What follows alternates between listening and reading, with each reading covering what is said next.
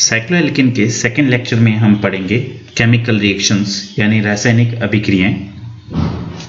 Cycloalkenes are saturated compounds as alkene except cyclopropane and cyclobutane. All cycloalkenes are less reactive.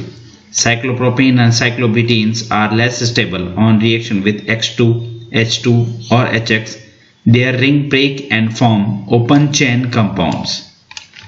यानी cycloalkane alkene की भांति संतृप्त यौगिक हैं। साइक्लोप्रोपेन और साइक्लोब्यूटेन के अतिरिक्त ये बहुत कम क्रियाशील होते हैं। साइक्लोप्रोपेन और ब्यूटेन अस्थायी और वलय के टूटने से विवृत श्रृंखला का यौगिक बनाते हैं। इनकी अभिक्रिया वलय के आधार पर यानी साइज पर निर्भर करती हैं, जिनमें से कुछ अभिक्रियाएं निम्न प्रकार हैं। First one is reaction with halogens.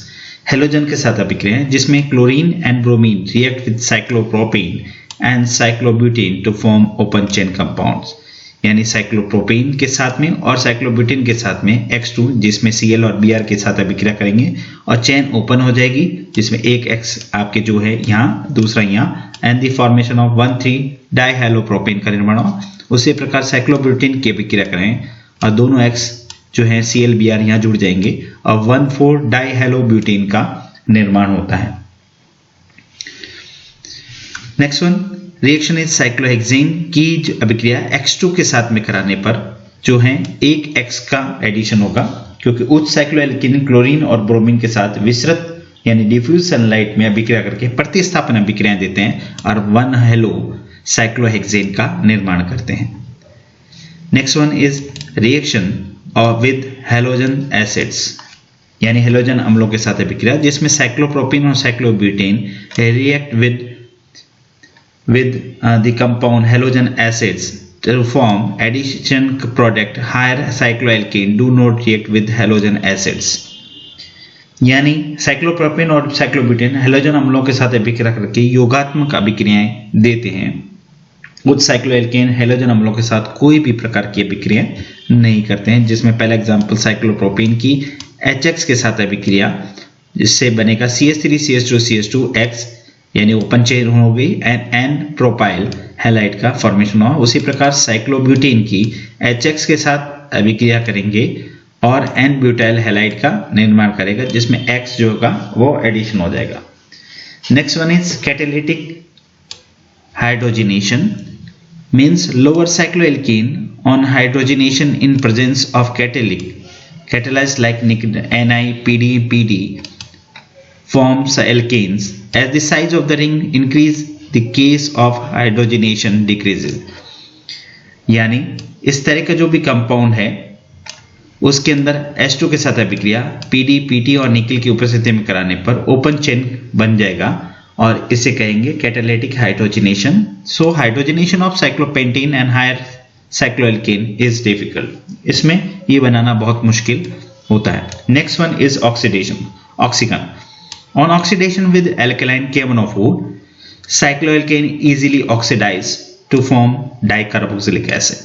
यानी साइक्लोपेंटेन के अल्कलाइन KMnO4 के साथ 5 ऑक्सीजन की उपस्थिति में अभिक्रिया कराने पर ग्लूटारिक एसिड प्लस वाटर का निर्माण होगा। उसी प्रकार साइक्लोहेक्सेन की उसी प्रकार KMnO4 की उपस्थिति में अभिक्रिया कराने पे एडिपिक एसिड का निर्माण होगा। This is the formation of adipic acid. Now the very important topic is stability of cycloalkane.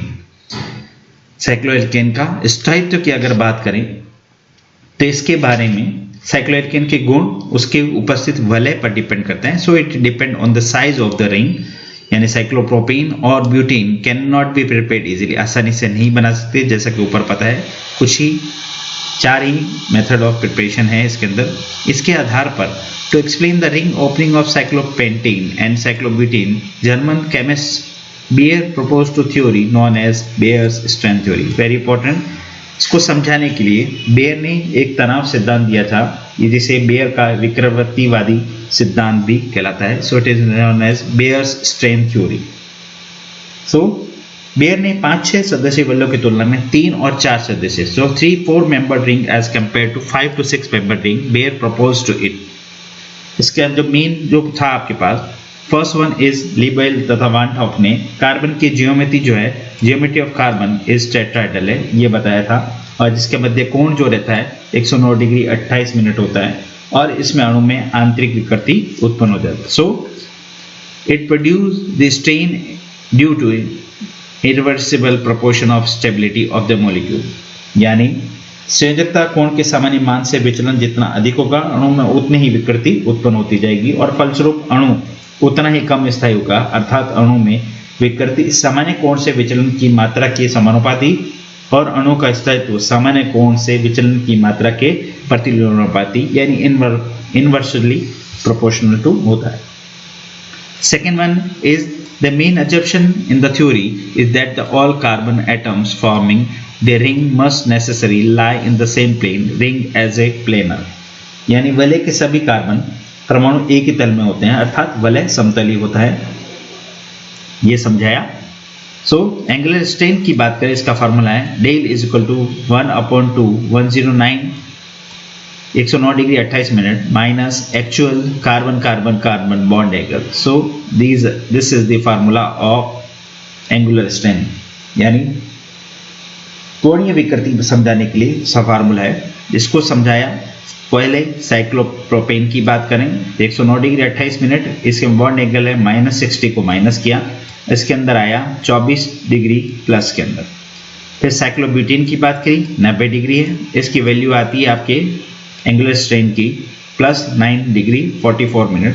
Cyclopentane के अंदर इतना, साइक्लोहेक्सेन जो है उसके अंदर -5, साइक्लोहेप्टेन -9, साइक्लोऑक्टेन -12।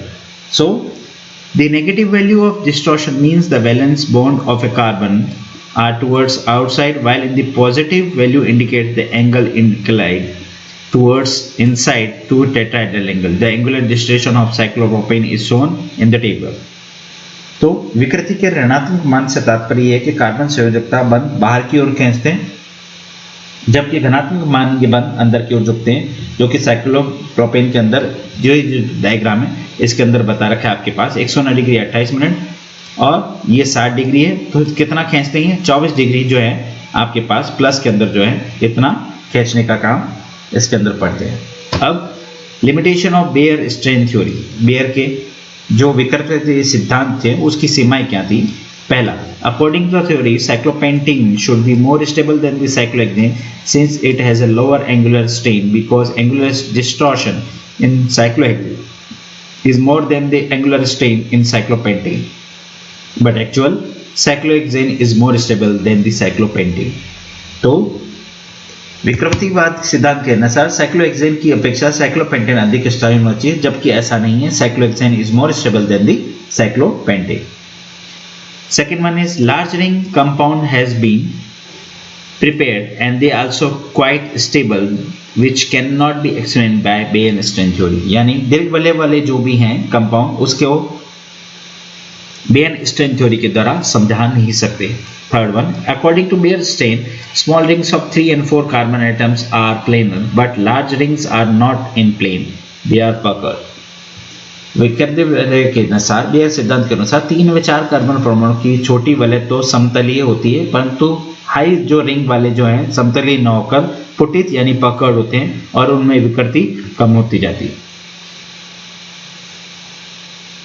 Next one and the last one, cyclopropane is react with HBr and cyclopropane carboxylic acid remains stable up to 373 Kelvin with HBr, यानी cyclopropane HBr के साथ शीघ्रता से अभिक्रिया कर लेते हैं, जबकि साइक्लोप्रोपेन जो है कार्बोक्सिलिक अम्ल के साथ HBr के साथ 373 केल्विन तक भी स्थायी रहते हैं। So next topic is stability of cycloalkane and their enthalpy of combustion, यानी दहन की जो हैं उसके बारे में समझाने के लिए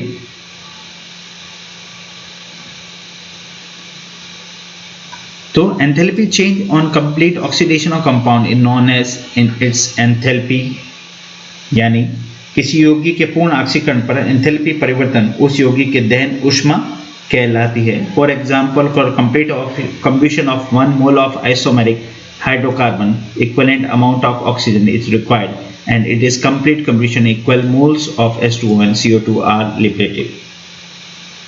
यानी समावयी हाइड्रोकार्बन के प्रत्येक के एक मोल के पूर्ण दहन के लिए समान मात्रा में ऑक्सीजन की आवश्यकता होती है और पूर्ण दहन पर जल तथा कार्बन डाइऑक्साइड के समान मोल प्राप्त होते हैं। समावयव की दहन ऊष्मा भिन्न भिन्न होने पर उनके दहन ऊष्मा को उनके सापेक्ष स्थायित्व को ज्ञात कर लिया जाता है और वही समावयी जिसके दहन ऊष्मा का मान अधिक होता है उसकी स्थितिज ऊर्जा अधिक होती है, वह अपेक्षाकृत कम स्थायी होता जाता है।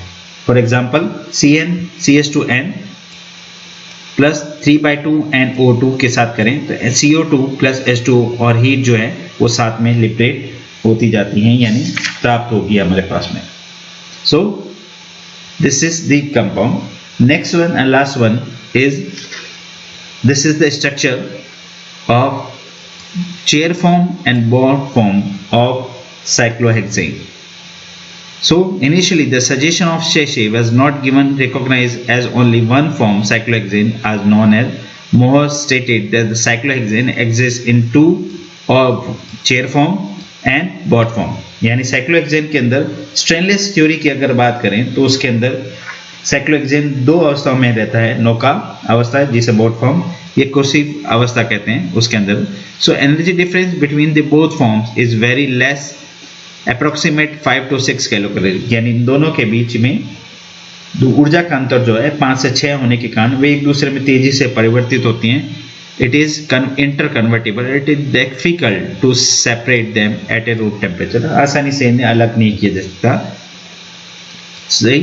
Next structure is chair conformation of cyclohexane and this is the boat conformation of cyclohexane। chair form जो है इस तरह से और boat जो है इस तरह से प्राप्त होगी और उसका जो ग्राफ होगा हमारे पास में इस तरह से प्राप्त होगा, जिसमें एनर्जी जो है यहाँ से ऊपर जाने पर बढ़ेगी, फिर बोट फिर ये कम होगा, फिर एनर्जी बढ़ेगी, फिर ये कम होगा, फिर एनर्जी बढ़ेगी और इस तरह से ये कम होगा। तो ये किसके कारण होगा? Due to flagpole hydrogen. तो कुर्सी स्वरूपण में टॉर्सन स्ट्रेंथ मुक्त होती है। कुर्सी स्वरूपण के सभी हाइड्रोजन परमाणु पूर्णतः फुली स्टैगर्ड होते हैं और उनकी ऊर्जा कम होगी और ग्राफ में कहाँ नहीं मिलेंगे आपके पास, नीचे की तरफ यहाँ मिलेंगे। तो स्टैगर्ड फॉर्म जितनी भी रहेंगी वो यहाँ पे मिलेगी और एक्लिप्स अवस्थाएं जो रहती हैं वो कहाँ आप प्राप्त होगी आपके पास B, D और इस तरह की अवस्थाओं में प्राप्त होगा। Thank you very much.